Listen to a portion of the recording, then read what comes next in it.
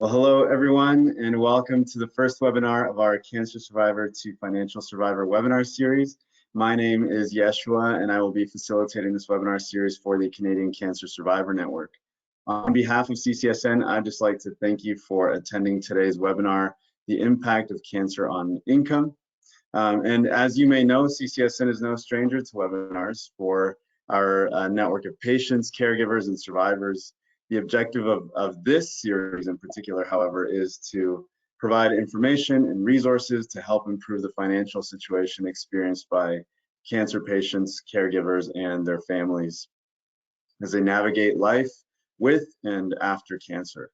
So if you'd like to learn more about CCSN, please visit our website at survivornet.ca. You'll find plenty of information there on us, as well as news, events, and other resources that we think you'll find helpful. Two quick announcements before I hand things off to our presenters. This webinar is being recorded, and it will be available shortly on YouTube. The video link will be sent out to the email you provided when you registered, so you can share this resource with others who might find it helpful, or go back and watch it yourself if you'd like. At the end of the presentation, we'll have also a short Q&A session. However, don't feel the need to wait until the end to ask your questions. Feel free to type the questions into the window at the bottom right of your screen, and we'll have them queued up for the Q&A session at the end. So with that said, CCSN is pleased to welcome our two presenters for tonight, Colleen Bentley and Dr. Stuart Peacock. Hello, everyone. Thank you so much for inviting us to present to your group today. My name is Colleen Bentley. I'm a senior methodologist at BC Cancer in the Department of Cancer Control Research, and I've been here for 14 years, and working with Stuart for most of it. And my co-presenter is Stuart Peacock. Good evening, everyone. I'm Stuart Peacock. I'm here with Colleen today. I've been working on cancer research for a long time now, and I've been in Canada for the last. I'm very grateful to work both at SFU and at BC Cancer. All right, I'll get us started. Oh. Okay, so, there we go. Let's do this. Okay, so the topic of our, the title of our talk today is The Impact of Cancer on Income, Wealth, and Economic Outcomes of Cancer Survivors. This is results from a scoping review that we conducted, and these results were just published 2 months ago. So we're getting this hot off the press today. So without further ado, I want to acknowledge that both Stuart and I live and work on the unceded traditional Coast Salish lands, including the Tsleil-Waututh, Squamish, and Musqueam nations. These are our declarations. Stuart has a couple. I don't have any. In terms of our presentation today, talk a little bit about the background, how we chose the topic for this scoping review. And a scoping review is a type of evidence synthesis, and we chose this particular type of evidence synthesis because we wanted to get the sense of the lay of the land on this topic of cancer and income. So I'll talk a little bit about the background and our research questions that we really wanted to drive this study, our methods and key findings, and then I'll hand it over to Stuart, and he can be the closer with the discussion and conclusions. Okay, background and research questions. So the objective of our study was to find what the evidence says on the effect of a cancer diagnosis on all sources of income of individuals diagnosed with cancer during adulthood, independent of their employment or financial status. And we chose this topic because we were interested in income and cancer. But there's also a lot of evidence syntheses out there already, so we need to find a topic that was of interest to us and that could really make a contribution to the field. There are several evidence syntheses out there sort of close to this topic of income and cancer survivors. One of them is, this body of literature can be kind of divided into two types or two topics. One of them is a return to work that looks primarily at labor force activity.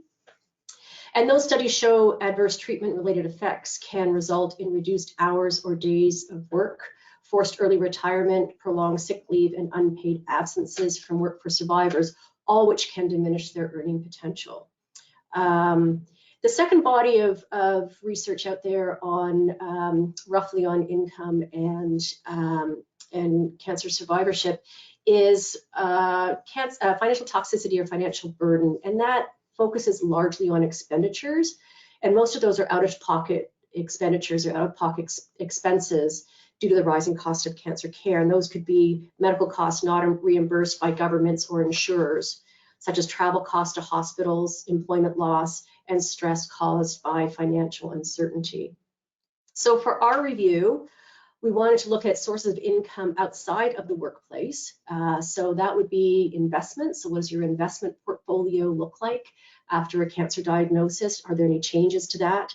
Any welfare benefits that are received by cancer survivors? We wanted to look at debt as well. So not just income, we wanted to look at these other outcomes of interest related to the economic well-being and financial well-being of cancer survivors after they've been diagnosed. And so we want to look at all these separate categories of income and debt and investments and welfare benefits and analyze these different categories of income. So these are the different research questions that we had that really drove this study. The first one is, how are these different income outcomes defined and measured in the current literature? What kind of data are used? What are the definitions and so forth? The second question is, what is the current evidence of the effect of a cancer diagnosis on the income of adults with cancer? So, what studies are out there? How many are they? What kind of studies? Are they interview studies? Are they longitudinal studies? Do they use administrative data and so forth? Where are they from? What's the geographic representation? Who's been publishing on this? What's the study population? Are there any subgroups of interest? What's the study type? So this was all included in that second question. Third question, how does the direction and magnitude of this effect differ by relevant variables? So those relevant variables could be cancer type, age group, sex or gender, country of residence, marital status, and time from diagnosis or follow-up time. Now that's kind of our wish list. And a lot of the studies that were included in this review did have those variables, but there was a lot of variables that we weren't able to include in our final analysis just because we had a lot of data. So we did include ones that were important to our research question and that started to produce a kind of narrative that we were seeing in reporting on these types of income changes for cancer survivors. And lastly, the fourth question is, what are the gaps in the current literature and what are the priority areas for future research? And that is really the focus of what the scoping review does. It identifies gaps in literature and areas for future research in case you want to do a follow-up study on a particular topic that you're finding that there's a gap in knowledge out there. Okay, methods. So the question again is, what is the impact of a cancer diagnosis on the income of adult cancer survivors? And we use the PCC acronym, and that stands for Population, Concept, and Context. And you can see across the top what the inclusion and exclusion criteria are. So in our population of interest, we were looking at adults, so that's individuals diagnosed with cancer during adulthood, 18 years of age and older, regardless of sex or gender, tumor type, cancer treatment, or follow-up time. We excluded individuals diagnosed with cancer during childhood, so under 18 years of age, primarily because there's been some recent evidence syntheses published on that particular topic. We chose to look at adults, and also because we're looking at, investment income and employment income, and those are kind of age dependent of 18 years and older. And we also did not look at the income or income changes of parents, spouses, or caregivers of cancer survivors. The concept we were looking at was to measure the effect of a cancer diagnosis on the income of adult cancer survivors. And these are our 5 income outcomes, or outcomes of interest that we looked at in the literature. That's employment income, that can either be individual or household, debt, bankruptcy, investments, and those are your portfolios and retirement savings and that sort of thing, and government transfer payments. And so that would be like a disability pension or something like that. And the exclusion criteria, we didn't look at labor force activity. So by that, I mean, if you went from full-time, or a cancer survivor was reported going from full-time to part-time employment, we did not capture that. We just captured the change in income and not the actual employment status. And the context was quite broad. We looked at studies from any country or healthcare system, published in English. The studies would have to be published in English. And between January 2000 to December 31st, 2020. And that's because we wanted to be able to get a sense of this field and be able to spot trends over time. So our methods, we use the Joanna Briggs Institute's methodology for scoping reviews. It's a very well established and rigorous methodology. We looked at 6 databases, so we implemented our search strategy across those 6 databases, again, the 20-year time period. And those research questions that I showed you, we operationalized those into a data extraction instrument so that we had a kind of checklist of information we wanted to be able to extract from each of the articles that were included in the study based on the questions that we wanted to ask of these studies. These articles. So for all the studies that were included for full review, those were assessed independently and in duplicate. And we published our protocol in BMJ Open last year. Okay, so let's look at some of the results. So you can see we had, this is what they call a Prisma flow diagram. And when we did our search across those big 6 databases to begin with, we got a huge number of hits, 6,500 hits. And then we went through all the titles and abstracts, and we removed duplicates and so forth. And at that screening, that initial screening, we excluded 6,200 articles. And we kept 108 for full text reviews to see which of those 108 would ultimately be included in, if they were eligible for inclusion in the study, in the review. 41 of them were excluded for the reasons that are indicated there on the right. And 67 articles from 63 studies were included. So 63 studies is the unit of analysis. Some studies had more than one publication, so that's why there are 67 articles from 63 studies. Okay, because we have a big data set in this review, 63 studies, one of our challenges was how to report the key findings from this big data set. So what we decided to do was do a descriptive summary of the key findings, and that is consistent and congruent with the methods for scoping reviews. What we decided was relevant to report on and what readers would want to know is, are there any statistically significant results? And that would be among studies that were conducting hypothesis testing. So we wanted to always report on that from the literature. Case-controlled study, we thought it was important to look at studies that were comparing cancer and non-cancer populations to see differences in income, differences in debt, and so forth. We reported monetary values if they were provided, and I have to say very few studies reported results in monetary values. In fact, I think only 11 or 13 out of the 63 actually reported dollar values. Most of them reported non-monetary outcomes. For example, percentage of survivors experiencing bankruptcy or percentage decline in income and so forth. Sometimes we were able to report on age and treatment or treatment modality if we thought a pattern was emerging and there was something significant to report. So here's a brief overview, descriptive characteristics of our included studies, and you can see that there is a dramatic increasing trend in the number of studies published over the review's 20-year period from 2000 to 2020, with 51% of studies published in the last 5 years of the review. Almost a third of studies were published in the US, quite a few in Scandinavia, so that's Norway, Sweden, and Denmark. And Canada had 2 studies in there.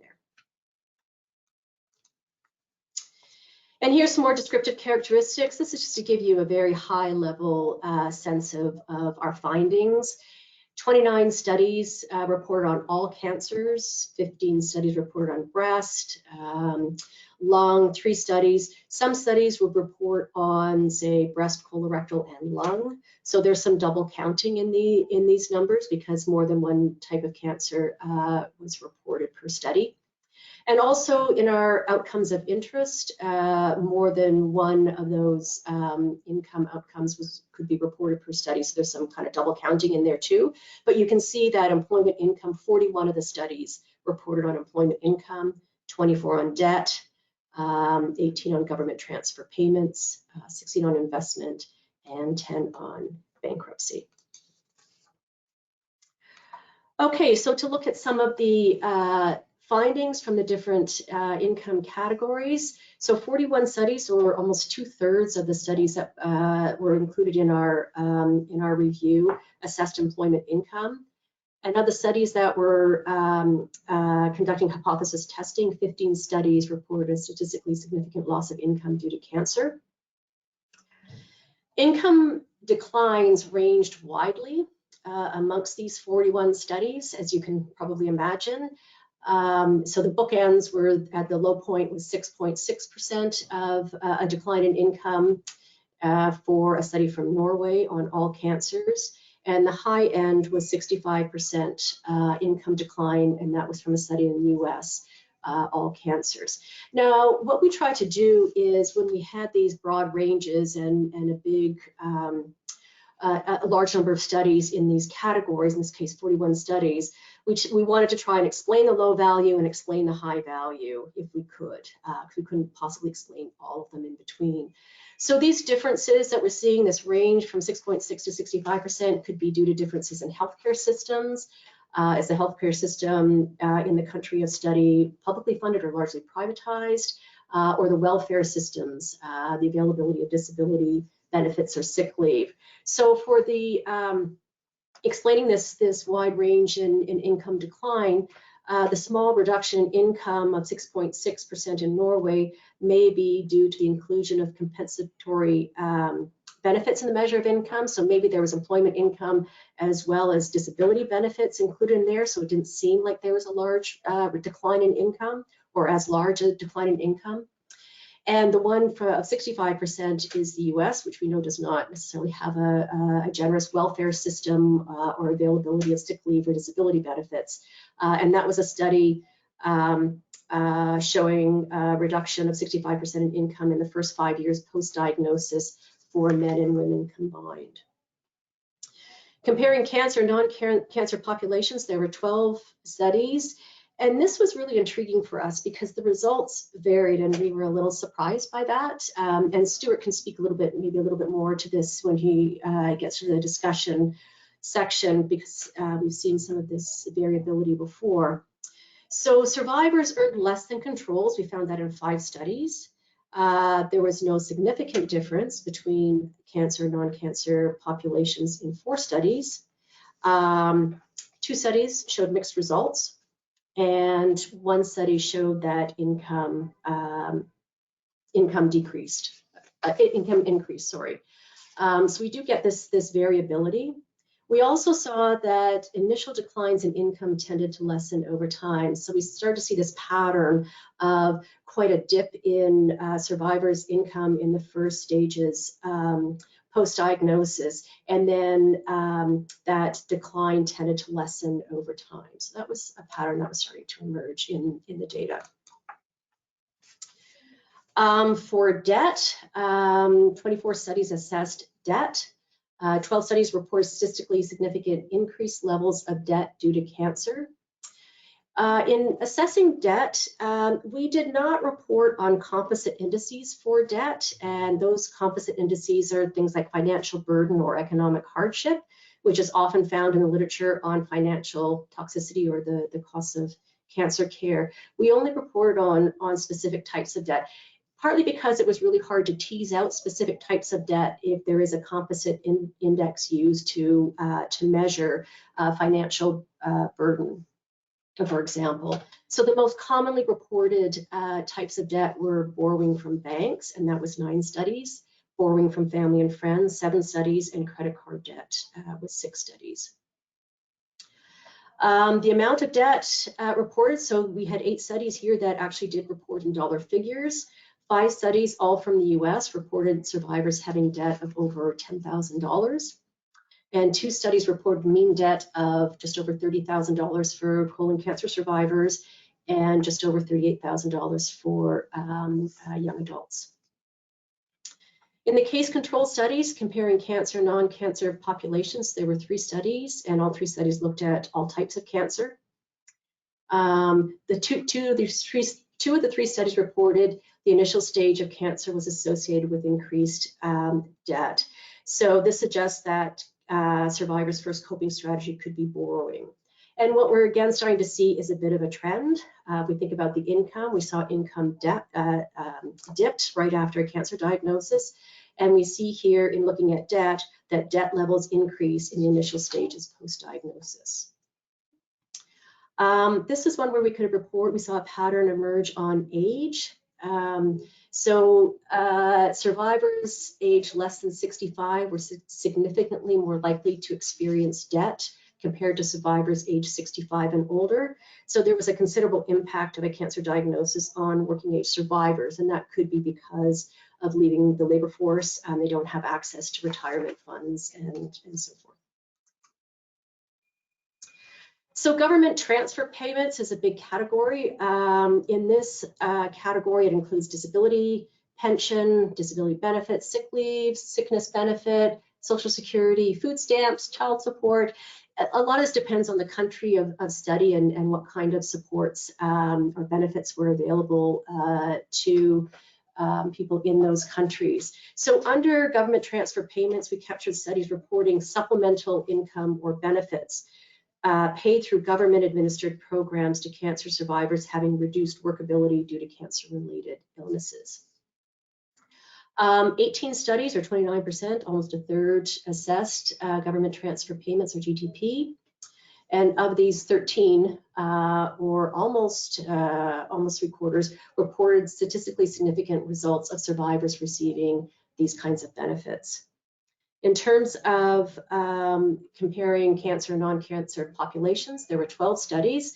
Almost all of them, so 11 of the 12, reported that survivors were significantly more likely to receive disability pension or government transfer payment, or to receive higher amounts of it than non-cancer populations, which might not be a surprise, but it's good to see the data out there. A lot of these studies on the government transfer payments came from the Scandinavian countries. They've got they use a lot of administrative data, and so they can track the populations and they can bring these big data sets together. So we had some really good quality data from these studies in our review. Treatment modality, this is an area where under government transfer payments, we were able to get some information on treatment modality. Type of treatment was very infrequently reported in the studies in our review. That and cancer stage was very infrequently reported, so it was very difficult to get a sense of those in this review. So some examples of the impact of treatment modality or type of treatment on likelihood of receiving government transfer payments or receiving sick leave or sickness benefit. We saw most often linked with chemotherapy. So a couple of examples, so survivors of testicular cancer that were receiving 4 chemotherapy courses were more likely to claim disability pension compared with matched controls. And then another study among long-term cervical cancer survivors, those receiving chemotherapy radiation were more likely to claim disability pension compared to those with paid work. Investment income, this was a really interesting category for us. There's been a couple of studies published very recently in the last couple of years on what cancer survivors' investment portfolios look like after a diagnosis and 3 to 5 years out.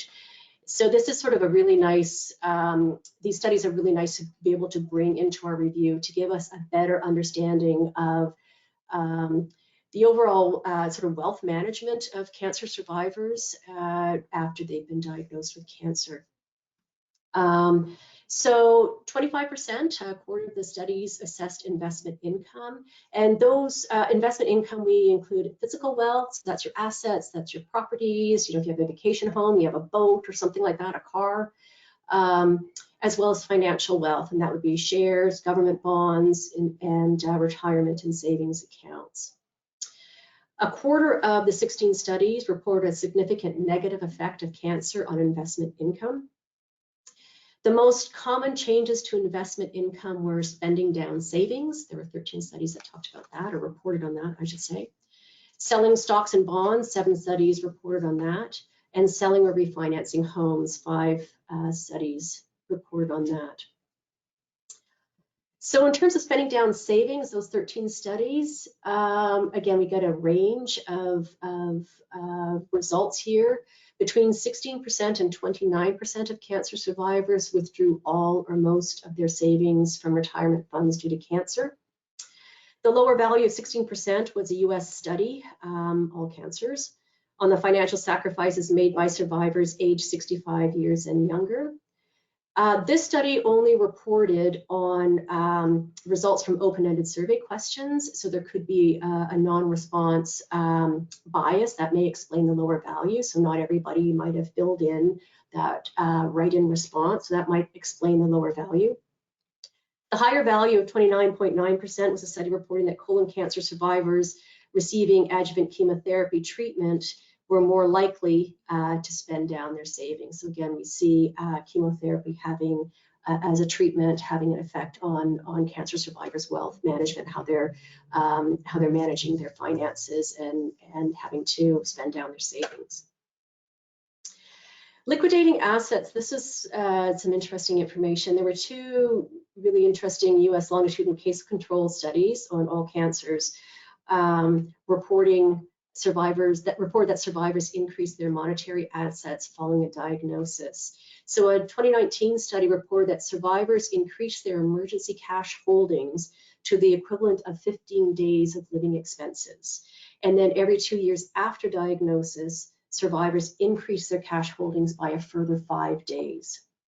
And a study in 2020, again, also in the US, it said that survivors increased their cash equivalent assets by 17 to 28% 2 years after diagnosis. So again, we're starting to see a trend or a narrative coming out of this data in our review that following a cancer diagnosis, debt increases, emergency cash holdings increase, and income often decreases, although not always. So we see that by liquidating assets, cancer survivors are trying to create a buffer against cancer, so they have cash on hand in case of cancer recurrence or in case of unexpected expenditures. Bankruptcy was our small category. There were only 10 studies. Now, bankruptcy refers to a specific legal process undertaken by individuals who are unable to repay their debts and seek relief from creditors. So it's very different. It's a legal process. It's different from debt, but we wanted to make sure that we captured it. 10 studies report on that, and 90 of those, so 90% of them were published in the US and published in the last 5 years of the studies. There's been increased interest in bankruptcy amongst cancer survivors. Again, here we have another range of results reported in the literature. So the range is 0.2% to 3.1% of survivors filed for bankruptcy. The lowest value of 0.2% was reported in a study examining the financial burden of older female long-term cancer survivors. The average age was 79, so it's a very specific population. And the highest rate of 3.1% was a study of US working age survivors, that's aged 18 to 64. And family members who incurred debt or bankruptcy. So the rate may be high because of the inclusion of family members in that value, but it also again shows the impact of a cancer diagnosis on working age cancer survivors in particular. And the next category, we were able to talk a little bit about age and filing for bankruptcy. The results did vary.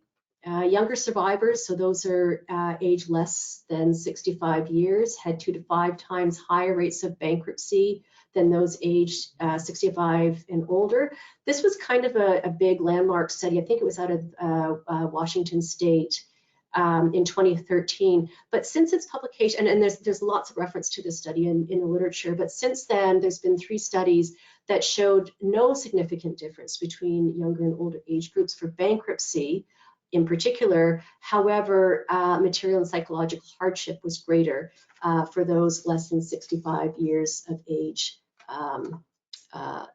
than those age 65 and older. All right, so I'm going to hand the reins over to Stuart, and he's going to finish up talking about with the discussion. Wonderful, thank you very much. So Dr. Bentley's given you a very nice overview of our results from this study. I'll go to the next slide, please. In which case, I'm going to just bear with me 1 second. Can you see it, Stuart? Okay, oh, we're up. Perfect, thank you. So it's over to me to give some kind of editorial comments and some kind of discussion to the excellent presentation that Dr. Bentley's already done. There are lots of things to unpack from this international review, and we're involved in doing research in Canada, and a number of our colleagues in the US in particular as well are working on this. So in terms of the impact of cancer on the economic wealth of adult cancer survivors, there's variation in cancer's impact on employment income. And one of the things we need to dig deeper into is, why is this the case? Certainly there are large differences between health and welfare systems in different countries of study. Now, just kind of thinking about the global north just for a second, Colleen has already pointed out that a lot of the studies with good welfare systems tend to come from places like Scandinavia, Canada as well. There are a lot of similarities. Tends to be some quite significant supports available to people experiencing cancer in some of those studies. The Americans, as we know, have adopted a different type of approach to how they structure their economy and their social and welfare systems, and provide perhaps less coverage. And you'll get tremendous variation amongst high-income countries. And when you go into low and middle-income country settings, much less support out there. There'll obviously be much greater impact on individual and household income, depending on where you live. The relationship between cancer and employment is complex. One of the things I wanted to point out is the European Union several years ago placed breast cancer and employment as one of its priorities for economic growth, and it appeared in its economic portfolio. And that is because obviously breast cancer predominantly affects women, something like 98% of cases are women. But these are women who tend to be of working age. So the impact of a breast cancer diagnosis on a family can be tremendous.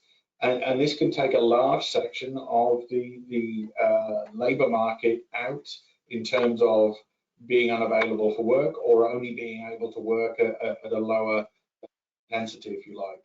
So breast cancer, and in particular women who experience breast cancer, is tremendously important. I would also suggest that adult survivors of childhood and adolescent and young adult cancers tend to be an important group as well here. Often cancer is an older person's disease, so maybe they've exited the workforce and they're in retirement. Sometimes, though, that can place really difficult constraints on a family setting if you experience it and impact your income later on in life. We need to understand more about cancer's impact on income and how it varies over time. And I think one of the most consistent messages from the work we presented here is there is a substantial impact in the short term in the acute active treatment phase, and that tapers off over time for most people. We don't have a good enough understanding of how this affects different people over different times of follow-up. We don't know with some of our newer treatments how this is going to affect people, particularly with things like CAR-T and immunotherapies, whether that's going to play out differently from some of the older treatments. So we need to understand that a little bit better. The other key messages I took away here is people really have to dig deep into their savings, into whatever equity they might have, to generate some kind of fund on which they can draw, both for them and their families in the shorter term while they go through active treatment and perhaps into the longer term. Next slide, please. I do want to address some limitations with this, and again, I'm going to make a couple of comments here. We deliberately focused on income. There is quite a large literature and evidence base out there now on what has been called financial toxicity. And I do want to raise one point about that terminology. That really came about through a colleague of ours, Robin Yavroff at the American Cancer Society and others there. And it's been very helpful in highlighting economic hardship that comes from experiencing cancer. But as somebody who's trained in the social sciences, I would say we need to be careful that we're not medicalizing everything. The financial toxicity sounds like this is an inevitable result of a treatment, and this is a side effect that you generate because you were treated like that, and that's intrinsic in the treatment. And it absolutely is not. This is to do with the design of our social and welfare systems, and this is something we can counteract through policies that are not medical. So it's been extremely useful to highlight this issue, but we need to bear in mind that this is not inevitable and we have choices about how we set up our social and welfare system. I also want to do a big shout out to social workers who work with patients, because it is normally the social worker who works with patients on things like disability insurance, employment insurance, and they are experts in that area and they do a tremendous job, and there are far too few of them. It's not necessarily the best idea to ask an oncologist to be discussing financial hardship with their patients. That's not their training. And I think lots of them feel quite uncomfortable in that space. So I do want to really highlight the need for good social work in this type of situation. So we focused on income because lots of people have focused on financial hardship, and we wanted to see what happened to people's incomes over time. We didn't capture caregivers' financial well-being in all of this. I quite often these days talk about cancer being a family disease because it impacts the entire, and it does require a primary caregiver or two or three or more. So it does have a significant impact elsewhere. We don't have complete evidence, and we have a mishmash of different studies we've collected from different settings.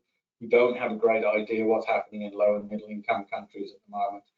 And as normal, we didn't look at a lot of literature that wasn't published in scientific journals, and we were limited in this case to English written literature.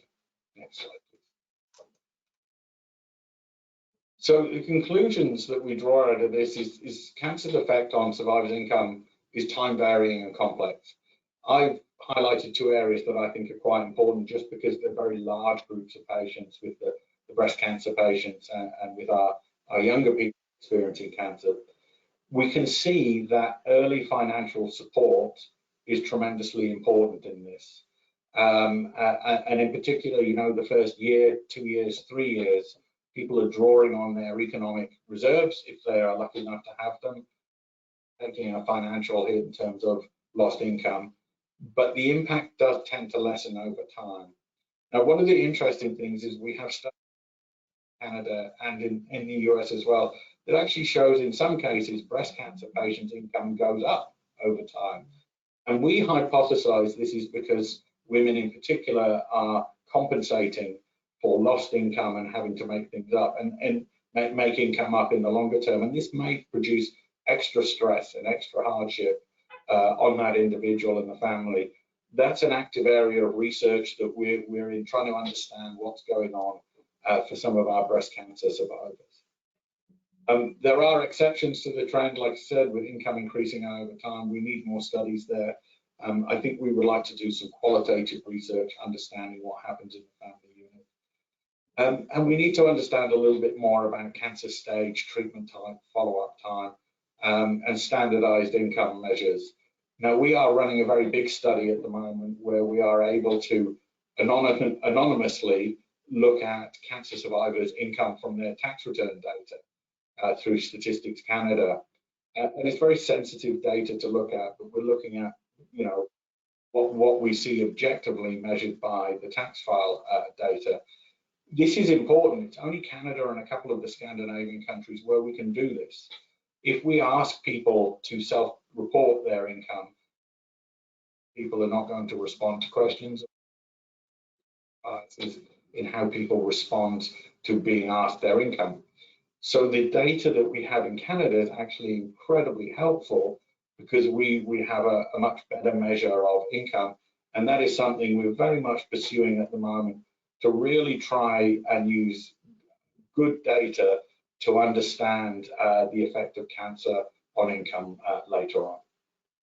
And the next slide.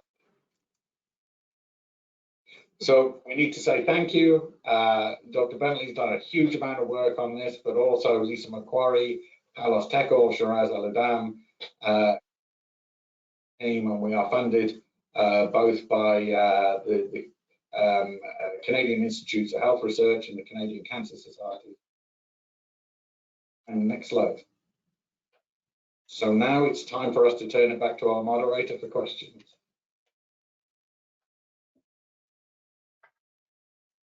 Awesome. Well, thank you so much for such an informative and insightful presentation. We can definitely see the value of this series even more now that you've kind of given us this information, kind of laid it out a bit for us. So again, we have, there are questions. I can see somebody's raising their hand. The most helpful thing you could do is probably just type your question into the question section at the bottom of your window. That way we'll be able to read it and forward it on to our presenters. I just want to begin. We'll begin with a question that that came up as you were speaking. This is a personal question of mine. It seems as though Scandinavian, European countries oftentimes have much greater pools from where they can draw their research in all kinds of studies, and in particular, a lot of your data seems to come from Scandinavia and a little bit from Canada and the States. Is there a reason for why more Scandinavian countries provide these health data? We can get more health data from them as opposed to specifically Canadian or North American data sets? Go ahead, Stuart. It's a really interesting question, actually. There is a little bit of self-selection bias here because the Scandinavian countries have a long tradition of having very strong welfare systems and social solidarity as principles under their health system. They collect data on these things because this is something that's central to kind of the way the health and welfare systems are set up. You know, countries like the US and even the UK, where they don't perhaps have the same focus, don't necessarily have all that data joined up in the same way, ready to analyze, because it's not a priority in that country in the way it is in those Scandinavian countries. And that's a really kind of fundamental thinking amongst the community. And when you vote for your politicians, voting for certain types of designs of health systems and thinking about how people are either individually or collectively responsible for healthcare. So I think it's as much as anything a function of the kind of core values of the community and how their systems are set up. Yeah. We have a question here that asks, did your study account for self-employed cancer survivors whose financial impact can be different? I think the answer is yes, because we were measuring those 5 different types of employment income. And, you know, I think what that question's alluding to there as well is the impact of cancer on a self-employed person is much more difficult than the impact of cancer on somebody who is salaried or has some kind of good insurance system set up through their workplace. But, you know, we looked at employment income, debt, bankruptcy, investments, and government transfer payments in there. So implicit in those measures will be capturing some of the self-employed issues in there. You would expect those guys to be hit harder. And I would say in the quantitative work that we're doing in Canada with these tax file data, we very definitely have the tax return data on self-employed income as well, because that's a key question. Another question we had from before is, can you explain a little more why you didn't include financial toxicity in your review of cancer's impact on survivors' financial well-being? Yeah, some of it's just kind of the craft of research, if you like. There's been a lot of scientific studies on financial toxicity. A colleague of ours who's worked with us for a number of years, Master, has done a very big survey, national survey, looking at financial toxicity in Canada. Some of it's been published, some of it is yet to come. The reason we focused on income is because other people have been looking at that financial toxicity question. There's a question here that asks, is there anything in the works to help cancer survivors, particularly in Canada or in any of the provinces that you might be aware of? So the shout out I'm going to give is to one of your future speakers in this seminar series as well, Christine Mayhew and Maureen Parkinson. And Christine's over in Quebec and Maureen's in British Columbia. They have been running a website called cancerandwork.ca for a number of years now. And they are doing one of the other bits. This is like putting together a jigsaw. We're doing the bit understanding the impact on income. They are focused on what programs can we help design to try and alleviate economic hardship for people who are experiencing cancer. And one of the things, and I know a lot of people on the line will understand this through first-hand experience, it's not just that people can't work some of the time. It's when they do go back to work, if they're suffering from kind of brain fog or fatigue or whatever, their productivity and their ability to work is diminished in the longer term potentially as well. So Christine and Maureen are doing a lot of work, and we're partly involved with some of that, trying to develop new programs to help people, to put information out there on how to get back into work if you've lost your job or want to re-enter the workforce, practical advice on roles and rights in the workplace as well. But there's a lot that we need to do in terms of advocacy, in terms of designing programs to put forward to politicians, and also working with ethicists and lawyers around some of the potential discrimination that cancer survivors might face when they're returning to the workplace. Do you think there's sizable income not recorded in funds that are raised for individuals via crowdsourcing or fundraising initiatives like GoFundMe and that sort of thing?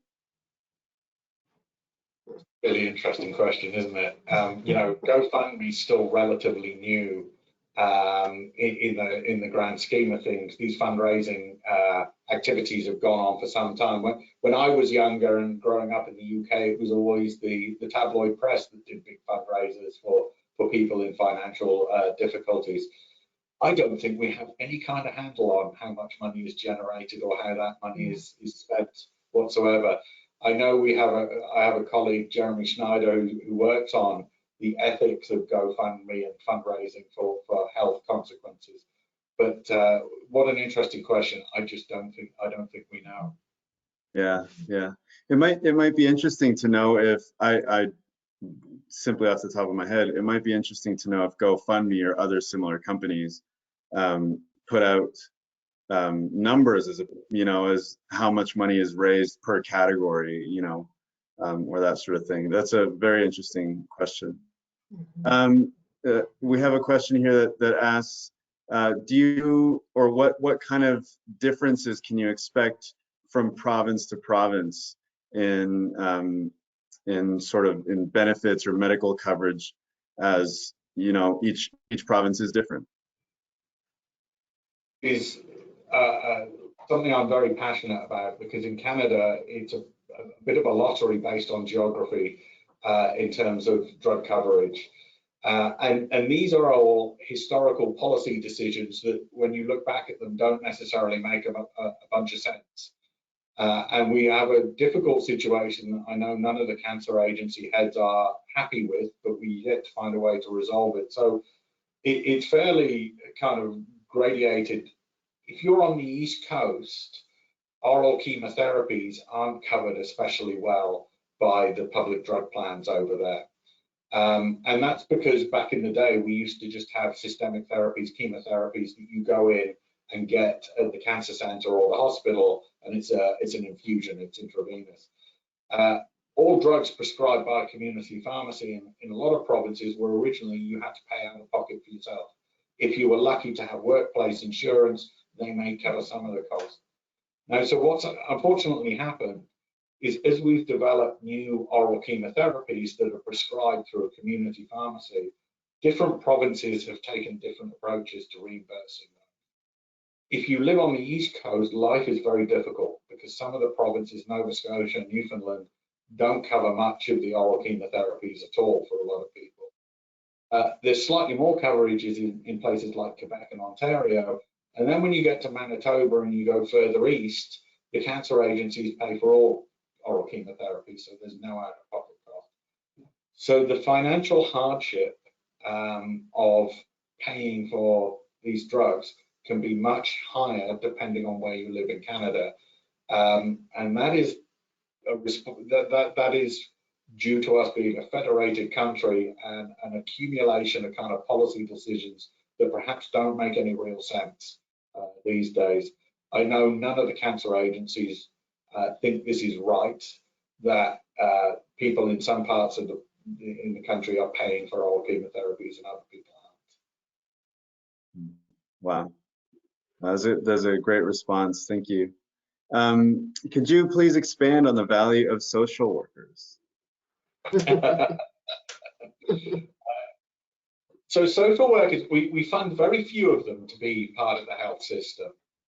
And their job is to, I'm not trained as a social worker, so I apologize if I misspeak at any point here. This is my perception of one of the great things they do, is they help you with all those awkward questions as you try and stop being a cancer patient and start being a normal human being again. How do I do all these things in the real world now that I can start thinking about being a human again? And a lot of that is about how do I, or it can be in the middle of treatment actually, how do I access employment insurance or disability insurance? Those are two of the biggest ones. We all know that government bureaucracy is really hard to navigate. It's not user-friendly most of the time. These are the people who understand all the little steps along the way and all the barriers that you're going to hit at different points and help you to overcome them. It may you've got problems with housing. You may have had to let your property go if you were renting and you couldn't afford it. It may be that there's child support things going on.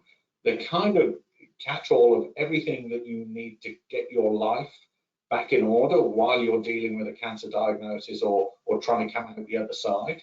These are the people who help you negotiate all those really tricky things. That's awesome. I mean, social workers really are amazing people, and I think most of us recognize their value. So thank you for that question. We have time, I think, for a few more questions.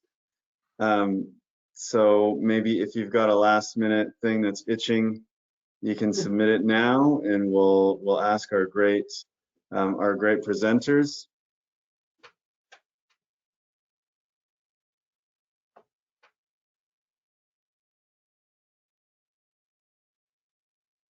Maybe that's it. Maybe we've answered all the questions. People can also email us. Our email addresses are there. So if you think of something on your, on your drive home, well, you guys are probably already home if you're in the in Ontario. But if you think of something and shoot us an email, we'd be happy to answer whatever questions we can. Yeah. Okay, so now they're pouring in. Was there anything about loss of retirement income in your presentation? I think there was. Mm. Could you speak to that just a little more? The retirement income, from what I'm recalling, is so we would have people who are over 65 and over start to really dip into their retirement funds because they had them. And so the impact of the cancer diagnosis, they had a bit of a buffer because they had those accumulated savings. So they did tap into their retirement savings for sure, and some of the working age survivors did as well. They probably hadn't accumulated as much retirement savings, so they were probably quite reluctant to dip into that, and that's another reason why. And they've probably got mortgages and they've got all kinds of other expenditures, maybe kids and all the rest still at home and so forth. So that's why that group is hit particularly hard with the economic impact of the cancer diagnosis. But yes, some studies did report on people, cashing in their retirement savings early and so forth. And that was part of the liquidating whatever assets that they had, whether it was from an investment portfolio or from their RSPs or other types of savings accounts, for sure. Awesome. Well, as you can see, if you have any more questions, both Colleen and Stuart's email addresses are there. You can forward them there. You can reach out to us as well at CCSN. But for now, I think we're gonna call it a day or an evening, depending on where you are in the country. So we just want to thank you for attending our webinar today. And CCSN would like to, again, just thank Colleen Bentley and Dr. Stuart Peacock for an incredibly informative and insightful presentation, and for all the work you're doing for the cancer community. And this is a really important topic that we're just embarking on. This is the first in a series of webinars, again, that we're calling Cancer Survivor to Financial Survivor. Registration information for our next webinar will be out soon. So watch your inboxes and social media feeds for that. Just a quick note about email. If you're not seeing our emails in your inbox, check your spam or junk mail folder. We use a third-party email service, so please check your spam folder and mark emails from CCSN as safe, or add us to your contacts list to ensure they'll come straight to your inbox. And we often send, well, we always send registration information for webinars straight to your inbox. So as always, all of our previous webinars are also accessible on demand through our website at survivornet.ca/webinars. So thank you again so much for joining us tonight. Enjoy your evening, everyone. Thanks, everyone. Bye now.